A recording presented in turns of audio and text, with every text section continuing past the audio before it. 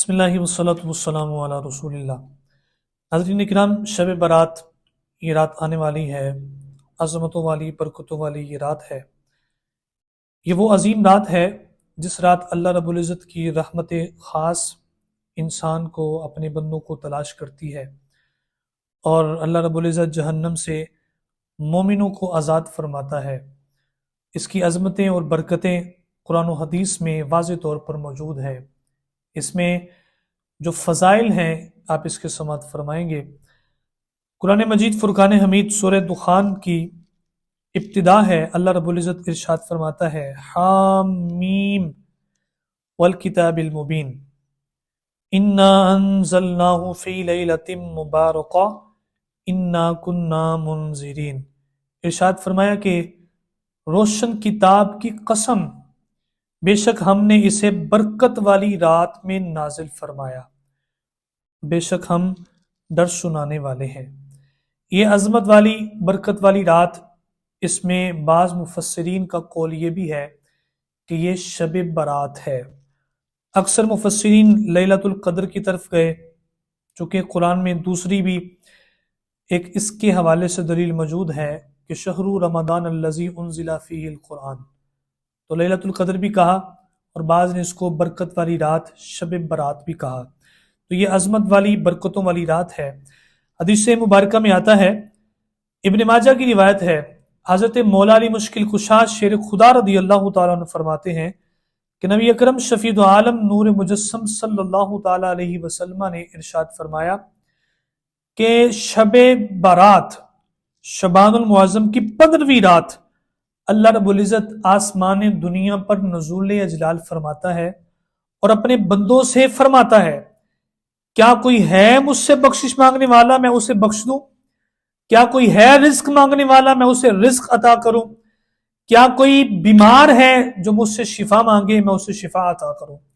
اور یہ غروب آفتاب کے بعد اللہ رب العزت آسمان دنیا پر نزول اجلال فرماتا ہے اور طلوع فجر تک یہ ندائیں دیتا ہے اپنے بندوں کو۔ یہ نبی اکرم صلی اللہ تعالیٰ علیہ وسلم نے ارشاد فرمایا۔ پھر بڑی کمال کی روایت ہے اس کی عظمت میں، حضرت سیدنا ابو ہریرہ رضی اللہ تعالیٰ عنہ ارشاد فرماتے ہیں کہ نبی اکرم صلی اللہ تعالیٰ علیہ وسلم نے ارشاد فرمایا کہ شعبان المعظم کی 15ویں رات میرے پاس حضرت جبرائیل علیہ السلام تشریف لائے، تو آپ نے عرض کی، یا رسول اللہ صلی اللہ تعالیٰ علیہ وسلم، اپنا رخ انور آپ آسمانوں کی طرف اٹھائیں۔ تو نبی اکرم صلی اللہ تعالیٰ علیہ وسلم نے فرمایا، اے جبرائیل علیہ السلام، ایک ایسی رات ہے، عرض کیا یا رسول اللہ صلی اللہ تعالیٰ علیہ وسلم، ایک ایسی عظمت والی برکتوں والی رات ہے کہ اللہ رب العزت اس رات اپنی رحمت کے 300 دروازے کھولتا ہے، اور فرمایا کہ تمام لوگوں کی بخشش فرما دیتا ہے۔ کوئی جادوگر ہے، شراب خور ہے، زانی ہے، سود خور ہے اور کاہن ہے، ان کی اللہ بخشش نہیں فرماتا۔ اسی طرح والدین کے نافرمان کے والے سے بھی دوسری روایت میں موجود ہے، کینہ پرور، مشرک، ان کی اللہ بخشش نہیں فرماتا۔ کوئی شرک سے توبہ کر کے اسلام لے آئے، اللہ معاف فرما دیتا ہے۔ کسی نے حقوق اللہ کی ادائیگی نہیں کی تو وہ کر کے اللہ سے معافی مانگے، اللہ معاف فرما دے گا۔ کسی کا دل دکھایا، حقوق العباد، کسی کی حق تلفی کی، تو اس بندے سے معافی مانگ لے تو اللہ بھی معاف فرما دے گا۔ یہ طریقے ہیں۔ اس کے بعد نبی اکرم صلی اللہ تعالیٰ علیہ وسلم نے ارشاد فرمایا، رات کا جب چوتھائی حصہ گزرا تو جبرائیل علیہ السلام پھر آ گئے اور عرض کی، یا رسول اللہ صلی اللہ تعالیٰ علیہ وسلم، اپنا سر انور آسمان کی طرف اٹھائیے۔ تو نبی علیہ الصلوۃ والسلام نے اپنا سر انور آسمان کی طرف اٹھایا۔ حضور علیہ السلام فرماتے ہیں کہ میں نے دیکھا، آپ دیکھتے ہیں کہ جنت کے دروازے کھول دیے گئے ہیں۔ پہلے دروازے پر ایک فرشتہ ہے جو کہتا ہے، خوشخبری ہے اس کے لیے جو آج کی رات رکوع میں ہے۔ دوسرے دروازے پر فرشتہ ہے، وہ کہتا ہے، خوشخبری ہے اس کے لیے جو آج کی رات سجدے میں ہے۔ تیسرے دروازے پر فرشتہ ہے، وہ کہتا ہے، خوشخبری ہے اس کے لیے جو آج کی رات دعا کر رہا ہے۔ چوتھے دروازے پر جو فرشتہ ہے وہ کہتا ہے، خوشخبری ہے اس کے لیے جو آج کی رات ذکر کر رہا ہے۔ پانچویں والا کہتا ہے، جو خوف خدا سے رو رہا ہے اس کے لیے خوشخبری ہے۔ اور چھٹے دروازے پر جو فرشتہ ہے وہ کہتا ہے، ہر مسلمان کے لیے خوشخبری ہے۔ 7वें दरवाजे پر جو فرشتہ ہے وہ کہتا ہے کوئی سوال کرنے والا ہے مانگے، اس کا سوال پورا کیا جائے گا. اور 8ویں دروازے پر جو فرشتہ ہے وہ ندا دیتا ہے کہ کوئی بخشش مانگنے والا ہے، بخشش مانگے، اللہ اس کی بخشش فرما دے گا. اور پھر نبی علیہ الصلوۃ والسلام نے ارشاد فرمایا، میں نے جبرائیل علیہ السلام سے پوچھا، اے جبرائیل علیہ السلام یہ دروازے کب تک کھلے رہتے ہیں؟ عرض کی حضور یہ طلوع فجر تک کھلے رہتے ہیں، طلوع فجر تک یہ دروازے کھلے رہتے ہیں. اور نبی اکرم صلی اللہ تعالی علیہ وسلم سے عرض کیا، یا رسول اللہ صلی اللہ تعالی علیہ وسلم اس رات اللہ رب العزت بنی کلب کی بکریوں کے بالوں کی تعداد کے برابر مسلمانوں کی بخشش فرماتا ہے، جہنم سے آزاد فرماتا ہے. تو یہ بڑی عظمت والی برکت والی رات ہے. نبی اکرم صلی اللہ تعالی علیہ وسلم بڑا اس کا اہتمام فرماتے تھے. ام المؤمنین سیدہ عائشہ صدیقہ رضی اللہ تعالیٰ عنہ فرماتی ہیں، الترغیب والترہیب در منصور کی روایت ہے، آپ فرماتی ہیں کہ پیارے نبی صلی اللہ تعالی علیہ وسلم شعبان المعظم کی 15ویں رات میرے پاس تشریف لائے، آپ کی باری میرے پاس تھی، آپ تشریف لائے، میں نے آپ کے لیے بڑا خوبصورت بستر سجایا.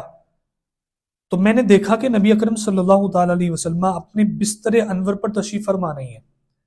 تو کہتی میں اٹھی اور اٹھ کر میں گئی اور میں نے نبی علیہ الصلوۃ والسلام کو تلاش کیا تو آپ کو دیکھا، آپ جنت البقیع میں مومن مردوں اور مومنہ عورتوں کے لیے بخشش کی دعا فرما رہے ہیں. فرماتی میں یہ ساری کیفیت دیکھ کر میں جلدی آئی اپنے حجرے میں، میرا سانس پھولا ہوا تھا. تو اتنے میں سرکار کائنات صلی اللہ علیہ وسلم تشریف لائے.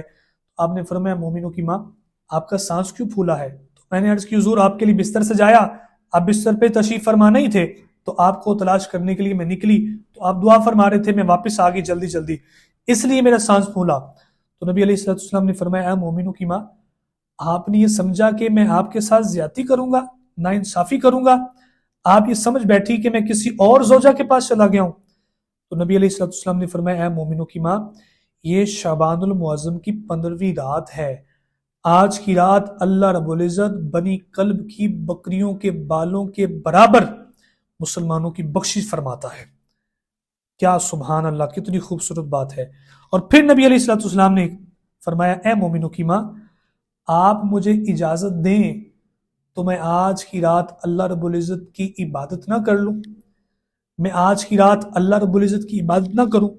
ایسے تو پیارے نبی صلی اللہ تعالی علیہ وسلم کا اٹھنا بیٹھنا چلنا پھرنا، آپ کے الفاظ سارے ہی اللہ رب العزت کے حکم کے مطابق ہوتے، لیکن آپ نے تعلیم امت کے لیے یہ ایک بات ارشاد فرما دی کہ اس طرح کا ماحول ہو تو گھر والی کو اطلاع دی جائے کہ میں عبادت کے لیے جا رہا ہوں، اللہ کی رضا کے لیے، اللہ کے راستے میں، تاکہ وہ پریشان نہ ہو. تو آپ نے اجازت لی. اب یہ دیکھ لیں جو 4 مہینے چلے اور سال تبلیغ پہ چلے جاتے ہیں اور پیچھے گھر والوں کا پتہ ہی نہیں ہوتا، زیادتی کرتے ہیں گھر والوں کے ساتھ، ان کے سسٹم کا بندوبست کر کے، اہتمام کر کے، ان سے پوچھ کر اپنے حقوق کی وہ معافی دے دیں، اجازت دے دیں تو پھر جانا چاہیے، پھر اسلام کے لیے نکلنا چاہیے. اور گھر والوں کو بھی چاہیے کہ جب کوئی اجازت مانگے تبلیغ کے لیے تو اس کو اجازت دی جائے. ایک شخص کی ڈیوٹی ہے وہ تبلیغ کے لیے نکلتا ہے، اس کو اجازت نہیں دیتے تو وہ جائے، لوگوں کو دعوت دے، لیکن یہ خیال رکھیں کہ گھر والوں کے حقوق بھی مد نظر رکھے. یہ نہ ہو سال 2 سال 40 دن اور 3 4 مہینے آئے ہی نہیں گھر، اور گھر والے بیچارے کیا کریں گے؟ ان کے حقوق کا خیال کون رکھے گا؟ تو ان ساری باتوں سے یہ پتہ چلتا ہے نبی علیہ السلام اجازت مانگ رہے ہیں، حالانکہ آپ کو ضرورت نہیں ہے، آپ اجازت مانگ رہے مومنوں کی ماں مجھے اجازت دو میں عبادت نہ کر لوں آج کی رات. فرماتی میں نے کہا حضور آپ عبادت فرمائیں.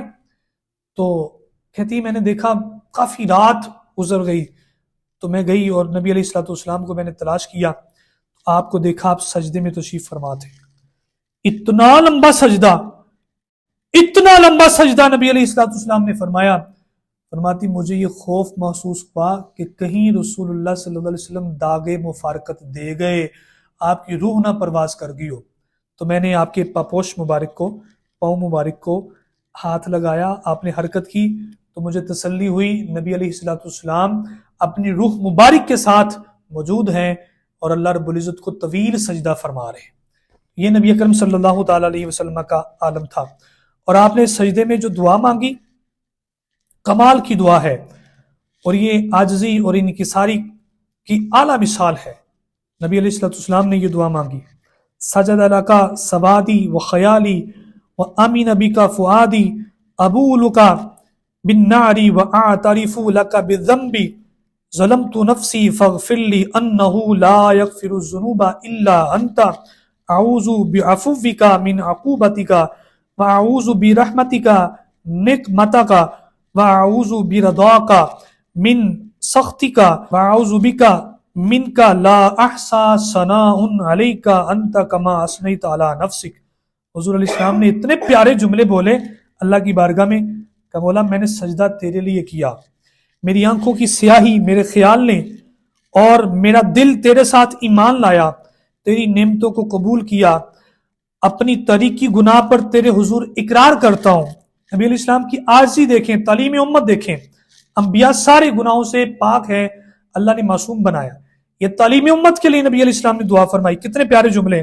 فرمایا اپنی طریقی گناہ پر تیرے حضور اقرار کرتا ہوں، میں نے اپنی جان پر ظلم کیا، مجھے بخشش عطا فرما، سوائے تیرے گناہوں کا کوئی بخشنے والا نہیں. میں تیرے عذاب سے تیری معافی کی پناہ ڈھونڈتا ہوں اور تیرے غضب سے تیری رضا مندی کی پناہ تلاش کرتا ہوں. اے میرے رب، میں تیری ویسے حمد بیان نہیں کر سکتا جیسے تو نے خود اپنی حمد بیان فرمائی ہے. یہ نبی اکرم صلی اللہ تعالیٰ علیہ وسلم کی عاجزی انکساری ہے.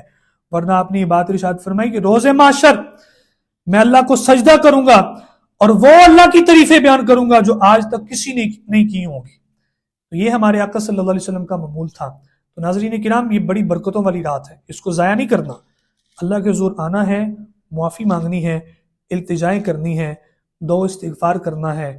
اللہ رب العزت دیکھیے بخشش فرمائے گا، مومنوں کی بخشش فرمائے گا. اگر کسی کا دل دکھایا تو اس سے جا کر معافی مانگیں. میسج چھوڑ دیتے ہیں جی ہمیں معاف کر دیں. اب جس سے معافی مانگ رہی اس کو پتہ ہی نہیں ہوتا، فارورڈ میسج ہوتا، اس کو کر دیا، اس کو کر دیا، جی مجھے معاف کر دیں. یہ کیا طریقہ ہے بھائی؟ جس کا دل دکھایا معلوم ہے وہ بندہ زندہ ہے، اس کے پاس چلے جاؤ، نہیں معافی مانگتا اس کے پاؤں پڑ جاؤ، یار مجھے معاف کر دے. اگر اس کے باوجود بھی وہ نہیں معاف کرتا تو اس کا اپنا فیل ہے، اللہ آپ کی بخشش فرما دے گا. تو یہ طریقہ ہے، ایسے میسج نہیں چھوڑ دینا چاہیے. تو اس رات بخشش مانگیں، اپنی اپنی مساجد میں سارے جمع ہوں، نوافل کا اہتمام کریں. اس رات کیا نفل پڑھنے چاہیے وہ ڈسکرپشن میں لنک موجود ہوگا، آپ اس کو دیکھ لیں، اس پہ علیحدہ ایک ویڈیو موجود ہے. اللہ رب العزت ہمیں دین و دنیا کی بھلائیاں عطا فرمائے.